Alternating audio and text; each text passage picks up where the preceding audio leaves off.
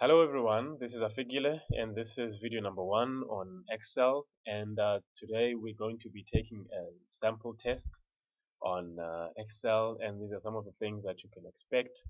Uh, Basically, we'll be going through this Brainy Child Nursery School Test A instructions, and these are some of the things that you expected to do in order for you to pass the test. So it is nothing rocket scientistish. It is quite easy and straightforward, and then we shall be going to through it step by step. So just please, bear with me as I find where I've saved the test, and then we shall get going. So you basically, I'm sure you know how to find files, and you find the test, and this is the layout that we are given. And I will be going through it step by step. And the first thing that you are told to do is that you have sheet one, excuse me, and you have monthly summary sheet, and then you have sheet three. We really don't need this one, so we can delete it. And then you have sheet one. Yeah, this is what bulk of the test we have will be going through. So we are told to rename sheet one to our student number, and then you change the tab color to red. So you can just do that and you say rename, and then you write your student number, and then blah blah blah blah, and then it says you must rename you must change the color to red. So it says you must change the color of this to red, and then tab color, you just come there and you say and you choose the color that you want. I'm not sure why it's giving me this well clear red, but anyway, you change the color there, and then it says cell A1. Now you know we have cells here. This is our cell A1, cell B1, cell C1. So it says go to cell A1 and you change the text to Arial black, and then you must make the size to 20. So you come here to font, and then it says you must change the font to Arial Arial black, and then we must change the font size to 20. And then it says we must, and then cells A1 to F1, which is this one, A1 to F1, A to F. We must merge and center the heading. So we must merge and center. There's your options: merge and center, merge across, merge cells. So we must merge and center the heading, and then there it is merged. You will see that all the grid lines that we had between the Brainy Child Nursery School have been invisibilized.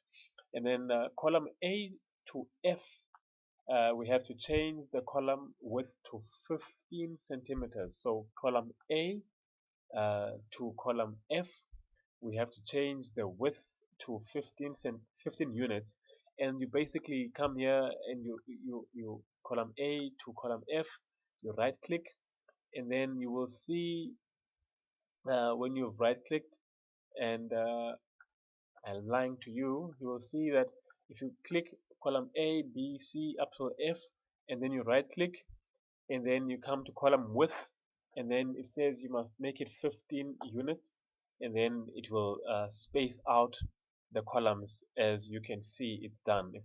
So basically you right click, and then you will get more options, and you say column width, and then you specify the units, and then it will do for you. And then D7 to F34. D7 is D7, this is here D7, and then it says to F34. So D7 and then F34, it's about is here. It says D7 to F34, format the cells to comma format the cells to comma style. So now it says D7 to F34, and then format the cells to comma style. Now if you come to styles, you will see there's if you maximize that, it will give you different settings, and then we'll have comma style. We put comma style, that is D7 to F34, and then row 3, insert an empty row before row 3. So this is row 1, 2, 3. We want to insert an empty row. So insert, just right click. If you didn't see that, you right click number 3 and then the row to which you want to add an empty row above. That's proper English. Then row 3, you select that and then you right click and then you say insert, and then it will insert a new row for you. And then it says row 7, which is row 7 here. It says change the formatting for all the cells in this row for text wrapping. So it changed the formatting for this row for text wrapping. And if you come here, it says wrap text. It gives you that. You just wrap the text and then it changes. You will see now it basically has given you 2 lines, especially for this one. And then the lines you can see, or the cells, have been widened to accommodate number of caregivers on duty, so that it's on 2 lines, and then two invisible lines, and then G4 to H6. Where is G4? G4 is here. You can see G4, and then to H6. There it is. It says change the cell style to input. So once again we come to styles, change the cell styles to input. So basically we look for input. If you can find input before I can do, you can tell me where it is if you can see it. Okay, let's find. Okay, so you come to styles and then you come to input. There's input, and yes, that is G4 to H6. And then if you go to D8, it says cell D8 says calculate the income for the day by multiplying the number of children by the cost per child, stored cost per day table. So D8, it says calculate the income for the day, right? So income for the day by multiplying the number of children, right, by the cost per child. The cost per child you will find here, cost per child. So number of children is here. So you will say calculate the income for the day by multiplying the number of children. So equals, so we're making a formula now, equals, and then parenthesis, then calculate the number of children multiplying the number of children. So number of children is this cell B8, and then we said multiply by the cost per child, which is H5, and then we close our brackets, and then it will give us 960 rands. Or if you are in the land of the Americans, you say dollars. And then the next one, on the same instruction, it says make use of the absolute cell referencing. Copy this formula to D9 to copy this formula to D935. So we must copy this same formula, this B8 uh, by H6, H5, sorry. So basically what absolute referencing means is that if you see B8, this is cell B8, and then we're multiplying cell B8 by cell H number 5 or H5. Now if I want to if I wanted to traditionally copy this formula, basically what I would just do is is that. But now what happens is that when, if you see it's B16 here and then it says B13, it goes down to B13. So basically what happens is that as I try to copy the formula, and if I try to copy this formula on these other ones, uh, this B8, sorry, B8, because now I'm at B11, it changes to B11, but now it wants to, it also wants to shift down this cell that I'm multiplying but you see that there's nothing in the cell at the moment. So now when we want to do absolute referencing, we want to say take B8, right? And then when you go down, you will see the reason there's an amount here is because it says B9, which is yes B9, and then you multiply it by H6. Uh, okay, I'm lying here, and I'm lying. Okay, it's I'm lying. It shouldn't be there. Actually, I'm not lying. So it's multiplied. You see, it says B9, which is here, and then it's multiplied by H6. So here suddenly it comes to B10, which is B10, and then it's gone down to H7. It's looking for a value that it cannot find here. So when it says now use absolute referencing, it says this cell will change as you scroll down. The cell will change as we see it's changing here to B16, and then but now it says absolute referencing. uh, it says absolute reference, make use of absolute referencing, and then you copy this formula that you've made use of absolute referencing for, and then you copy this formula all the way to D35, which is D35 is here.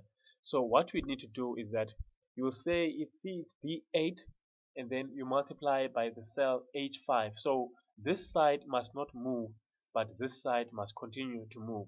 So what we do between the H5, the cell to which we are referencing, or the cell we are referencing, we will put a dollar sign, not a rand, not a pound, dollar sign. And then now check what happens when I move. If I copy this formula to D35, now suddenly you will see you see B11, and then B11 changes, and then H5 remains. If I come here, what have I done? Sorry. So if I come here and then it's B18, because now we're in cell B18, multiplied by H5, and then so it continues to do that. So that's how absolute referencing works. So we are referencing that cell.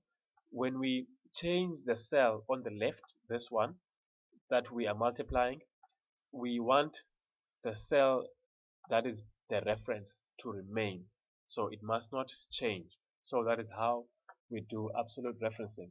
And then for E8, which is E8, E8 is here. It says calculate the profit for the day by subtracting the expense from the income for the day. So no. Calculate the expense for the day by multiplying the number of caregivers by the key caregiver staff cost stored in the cost per day table. Okay, we'll say that in very simple English. It says now here, come here, make a formula.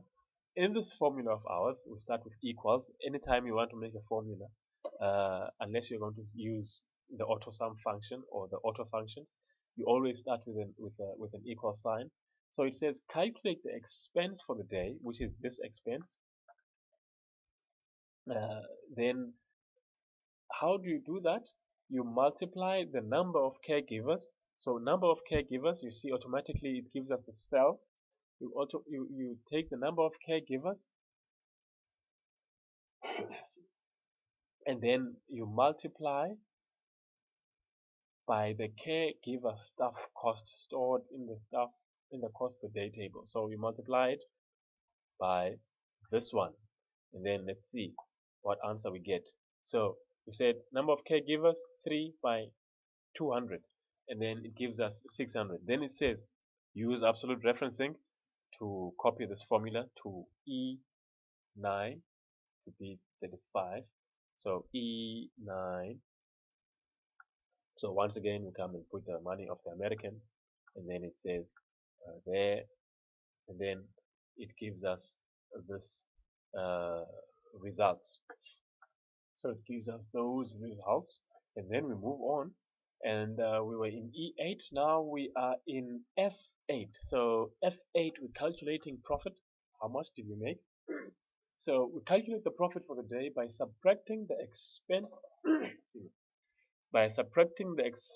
this expense.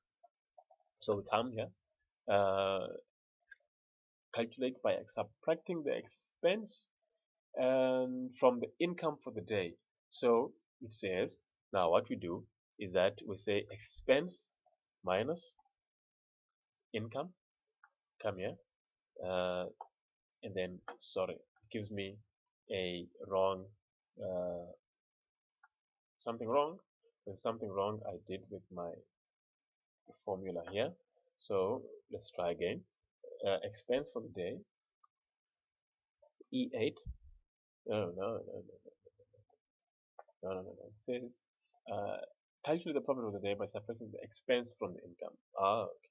So yeah, so come here, income, and then it was going to give us a negative number, and then we come here and we say minus expense, and then we close our brackets, and then it gives us the profit for the day, 360 rands, depending where you are, and then copy this formula to F9 or to F9 to F35, and then you can just grab this box at the bottom of the well, bottom of the cell, and then you drag it all the way to where you are told to put.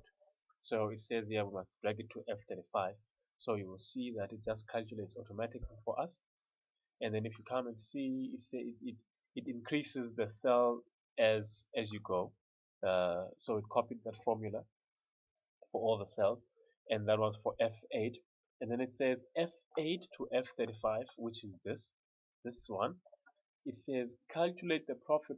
No, apply conditional formatting so that all profits of more than 1,000 is displayed as green fill with dark green text. So now if we look at uh, the the clues that they're giving us, they're saying apply conditional formatting. So already we know, okay, we come here to cells, format, and then I hope I'm at the right place. If I'm not, sorry. It says here, apply conditional formatting. There's conditional formatting. We press conditional formatting. And then it says, so that all profits of more than 1,000 rands is displayed as green fill with dark green text. So it says highlight cells. So we want to say highlight cell rules. And then we want to see profits of more than, which is greater than. So greater than, we select greater than, and then format cells that are greater than, we want to say 1,000 rands, not 10,000 rands. And then how do we format them? We want green fill with dark green text. And then there it is, it's in front of us. And then you will see that whatever is more than 1,000 rands will be highlighted in green text. Yeah, so hence it's not, this is not more than, it's equal to 1,000 rands. So now we are in B38 to F41, B38, B38, B38. So B38, B38 to B38 is this one to F41. So it's all of this B38 to F41. So it says B38 to F41, which is that one. We want to change the cell style to note. So we come styles, once again styles, come here, we look for note. If you can find it before me, let me know. Here's note, and then you will see that it will change the color and it's become peachish, whatever color that is. And then F38, which is this one, it says now calculate the total profit by using a function to add up all the daily profits. So now, what the joy of Excel is that we could, if we wanted to, if we can do it this way. Now, what we could do is that we could say equals 360 plus 200 plus. We add all of these numbers.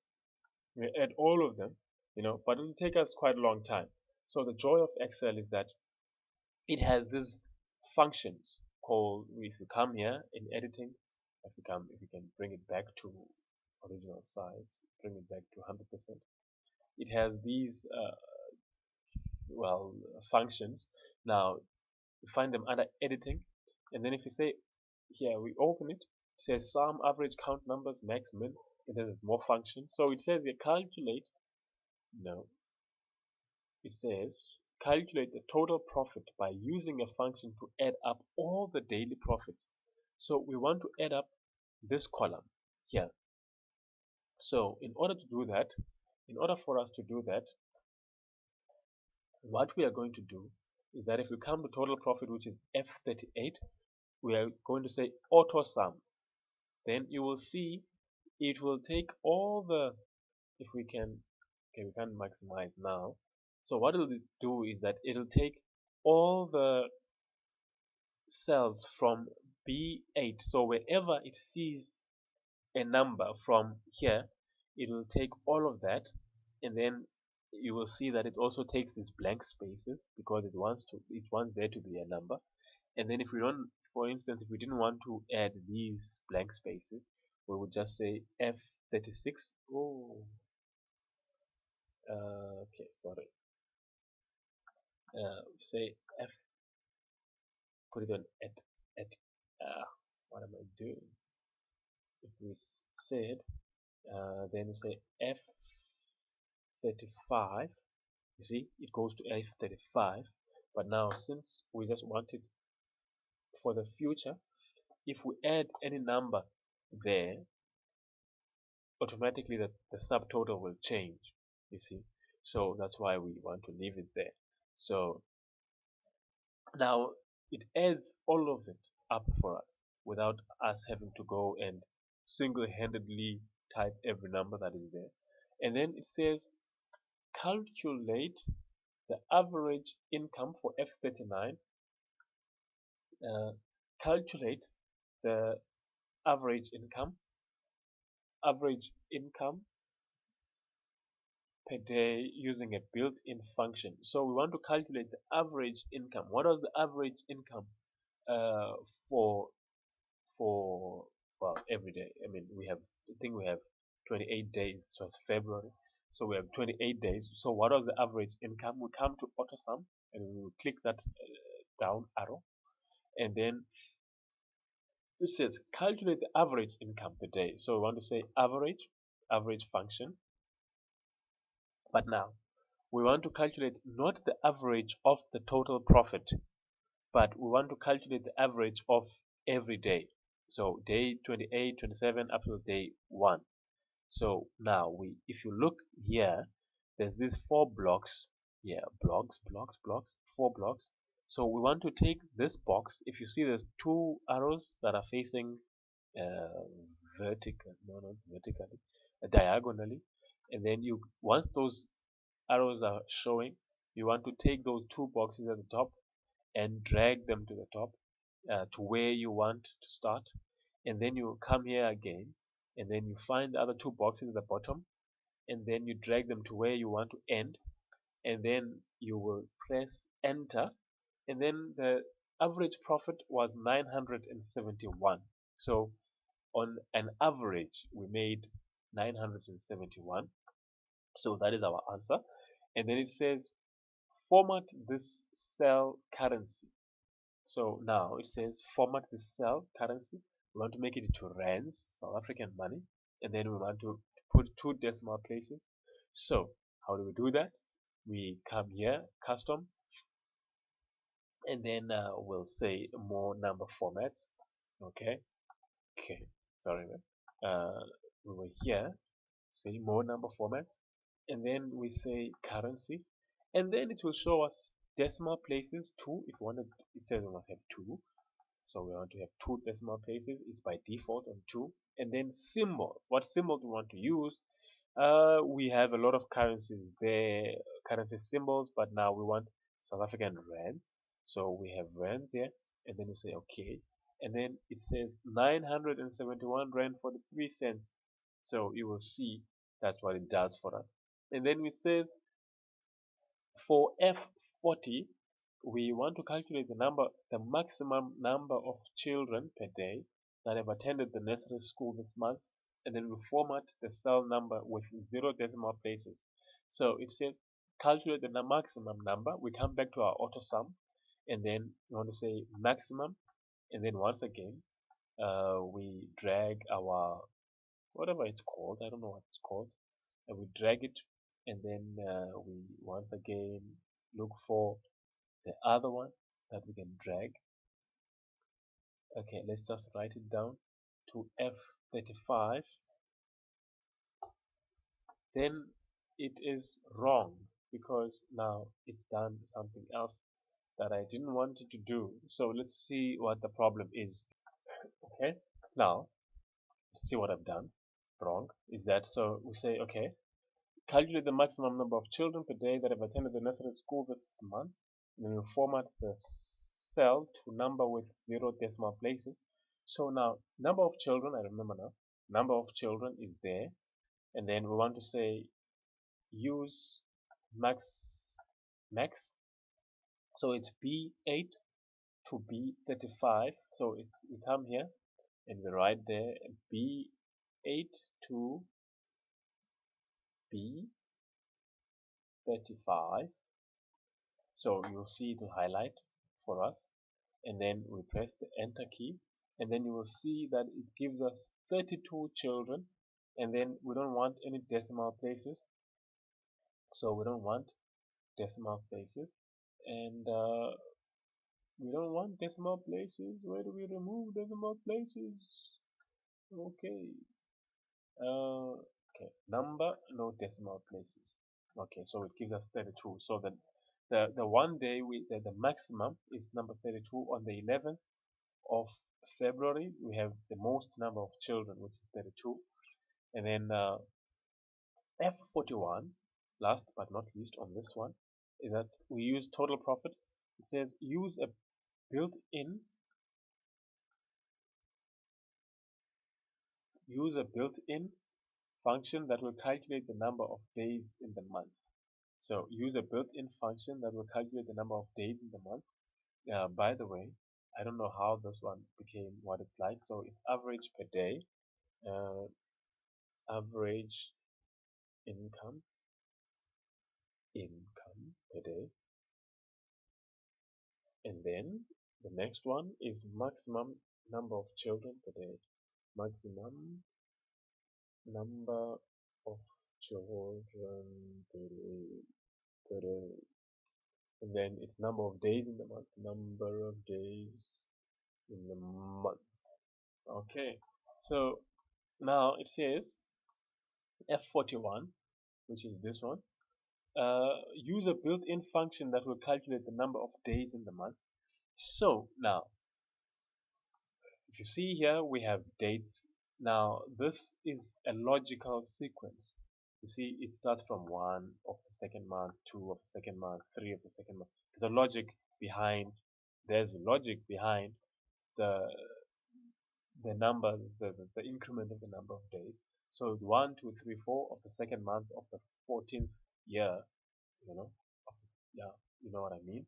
So there's logic that is there. So now instead of saying count, you know, when we wanted to count the number of children, oh, sorry, well, the if we wanted to count how many, well, anyway, let's go ahead.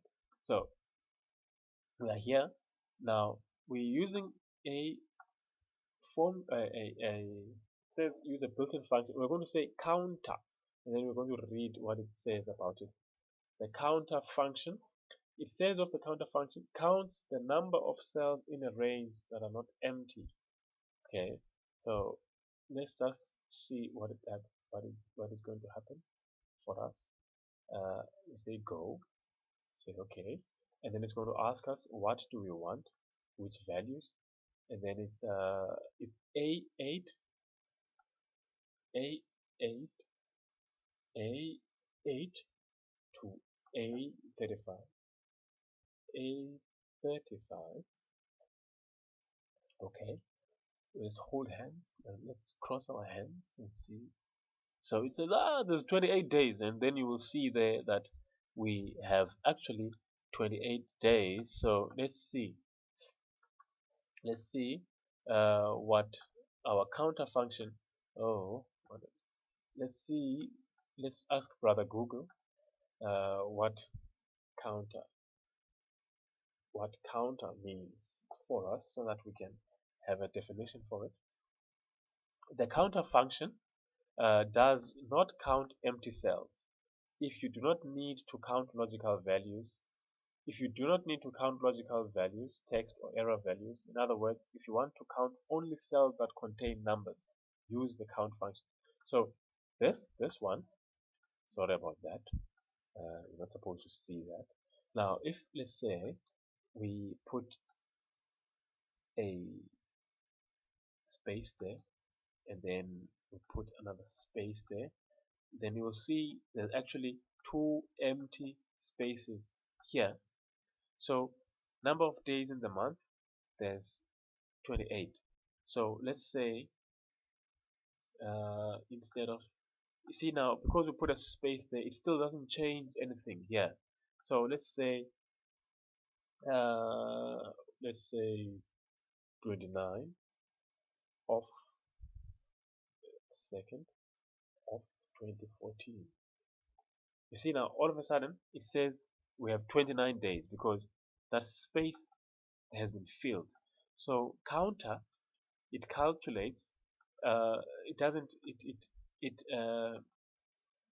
automatically, whenever that a particular cell has got a blank, you know, it doesn't count that as anything. So it just skips that. So we have 28 days that that it calculates for us. So that is F41. So we use the counter function. If just to recap, we said we want to calculate how many uh, days in the month, and then we said we come here, and then we say more functions, and then we say counter. We have counter, but it's there already, so let's use it. And then it's A8, it's A8 to A35, A35, 35, then invalid. It gives us an invalid A8 to A35. Then we have 28 days. And then next thing, it says we must add a footer, insert a footer to the sheet, and then it must be left, the file path, center, username, initial and student number, right, the current computer system time. So we want to insert a footer now. If I can find footer, header and footer, okay, then we want to insert a footer. So here it says it must be uh, the file path, okay. Here, if you come to this design, it says file path. If you see, come here, file path. Let's say file path. It will put the file path for you, and then the center one, it says your name or surname, my surname in this case, and then your initial AZ, and then student number S2133, blah blah blah blah blah, and then on the right your computer system time, and then here it says computer system time. So here current time, then just press current time, and then we're done. So you'll see that it will give us a time, and then it will give us other things as well. So we're done with that. And then we go to print options, change the print options for this worksheet so that this worksheet will print in one page only. This worksheet is printed in portrait, no grid lines are printed. So if we come here and we say print, uh, okay, it must print in one page only, and then it must print in portrait. Okay, sorry. It must print in portrait. Where is portrait? Yeah. So it must print in portrait. We come to print properties, and then it says it must print in portrait. We choose here portrait, and then you can see that it changes the orientation, and then you will see that it will print on one page only. If you come here, well, Well, uh, let's see what I've done wrong.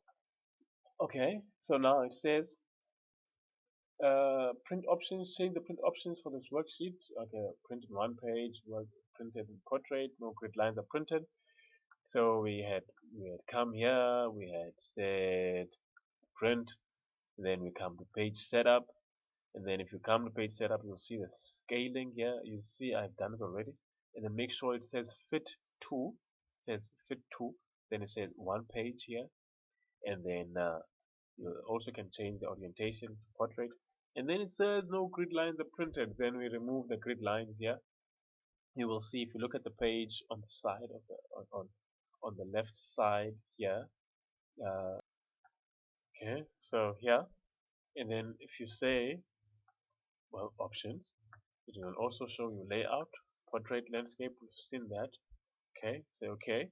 Then you see now we said no grid lines, so it removed all the grid lines. So there's no more grid lines. And then if you go back, it won't print any grid lines. And then go to monthly summary, which is the second one. If you come to monthly salary, if you can hear the noise, excuse the noise. Uh, there's a car outside that is quite noisy. Okay, now it says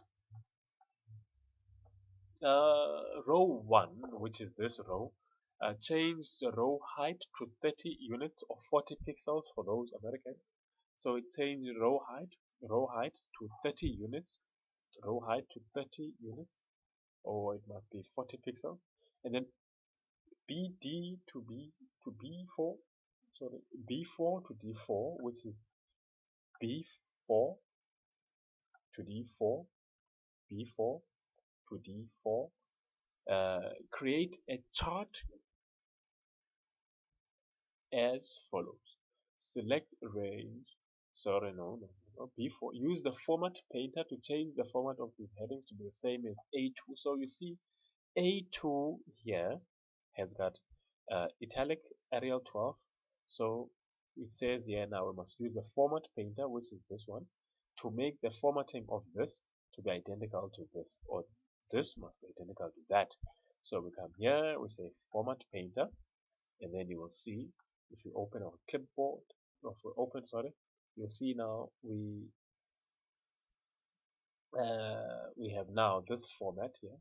Okay, if we come here and we press zoom, it gives us there, and then sorry, if we come back again, I don't know any other way of doing it, and then we can zoom, it gives us this format. If we come here, if we say zoom, see, it gives us that same format without us doing any other thing. So if we had said let's use this one, so what we would have done is that we would have said format painter, and then we said zoom, sorry, uh, format painter, and then you'll see that no, it doesn't work like that. So format painter, there, there's the format. It would have given us that formatting. So basically, it says take this format, take this format, and make it to appear exactly as it is here. So now, moving on, row 13, row 13. So you see there's 12, 14. So 11, 12, 14, 15. And we know that is not how numerics go. That's not how we count things. So that says we unhide. So just say unhide. Row 13 was hidden. So 12, 13, 14. And then we've done that. So cell A5 to A9. So range A5 to A9. A5 is this one to A9, and then D5 to D9. So you see now, it says you must be very careful when you do this one. A5, we do this one. Now you see, we don't drag here this time. Well, you can, I suppose you can. Uh, and then it says and range D9. So this doesn't mean we do this one. We don't do it that way. So it's this range here, okay, and then you press the control key, the bottom left key of your keyboard, bottom left. It is right there at the corner, CTRL, control, and then you press here, press, press, press, press, and then you will see the last cell will be white. So make a point that you don't click anything twice. You see, it's shaded a bit black. So it says create a chart as follows. So the chart type must be 3D pie chart. So you'll see now what happens. It says 3D pie chart. There it is. You see, we've got a blank 3D pie chart. Now it's because there was something that we've clicked twice. So if we come back and we undo that, and then we highlight there, and then control, and then highlight here, and then we come and say 3D pie chart, there suddenly our 3D pie chart appears for us. So it says chart title above chart summary of weekly profits 2014 February. So it says this on the at the top here, chart title. This is a chart title, just a summary of weekly profits, uh, February 2014. So okay, let me type it so that the orientation of weekly profits.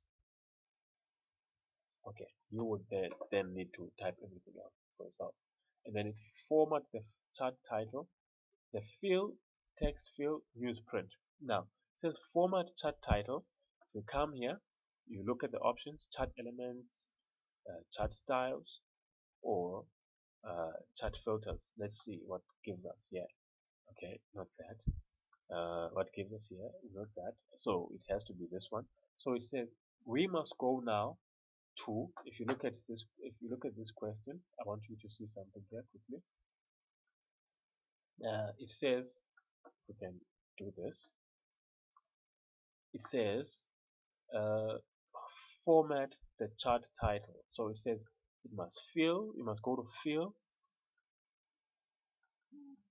Okay. So there's chart title. We've selected chart title, and then it says it must be fill. Oh wow, this is wrong. It's not where I need to be.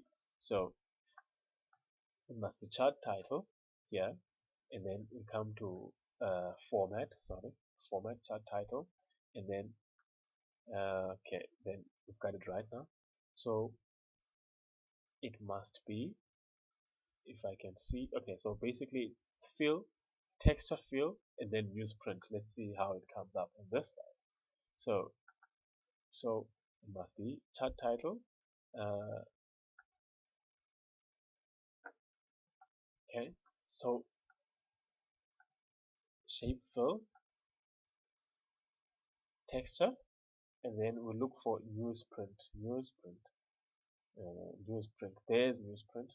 So we've done it. There it's newsprint. So shape fill, texture, then newsprint, and then that's it. So you see, what I wanted you to see is that it shows you, it actually just guides you. So fill, texture fill, newsprint. It basically just guides you to what you have to do. So then it says show only the percentage data labels, and the label position must be inside end. So now if we wanted to, it says okay, if we come here design, it says show the percentage data labels, and the label position must be inside end. So show the percentage data. Okay, let's see. Okay, so now coming back, I'm sorry, my Excel stopped responding there quite a bit. So we right click. We want to now put the percentage data labels, and the label position must be inside end. So now we come here. No, not there. At this chart element. See, we have data labels. So we say data labels, and then we say inside end. So it said inside end, and then at the same time we say more options. We said we must choose percentage. So we want to put percentages. Okay, uh, percentages. Let's hold on a second. Okay, so now right click. You're not right click. We come here, data label, uh, more options, and then it will give us these values. We don't want the values. We say no value. We want percentage, and then it will give us percentages, and then we want it to be outside end. Uh, Click here, inside end. Sorry, it give us inside end. Inside end. We've done that, and then legend. Show the legend on the left. So the legend is this legend. This is a legend.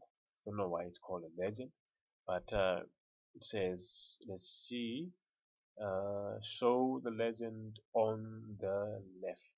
So okay, let's see how we do that. Legend. There's legend and then legend left. So there's a legend showing on the left. And then placement, move the chart so that it fits between cells B11. So let's look at for B11, B11, B11. So it fits there B11 and H21 and H27 of the sheet. H27, H27, you are here. So there it is. Voila. And then resize the chart to fit this in range neatly. Place a shadow around the chart area as follows. Preset, perspective, and then below. So they give you the instruction. You must put a shadow around it or below it. So how do we do that? Let's see. Oh, excuse me. Okay. So now you see if you come, there's this fill option, and then you see here we set format chat area, and then you come here to this one, and then that is not enough. I don't know what shape it is. And then shadow, and then presets. Okay. Now if we say shadow, it says at the bottom. We look for bottom, look for below. So it's presets, perspective, and then below. There's below, and then you will see that it will give us a shadow there. And then it says explode the largest pie slice by 25%. So we come here, we want to explode it by 25%. Okay, 25%. Where can I find the percentage of explosion?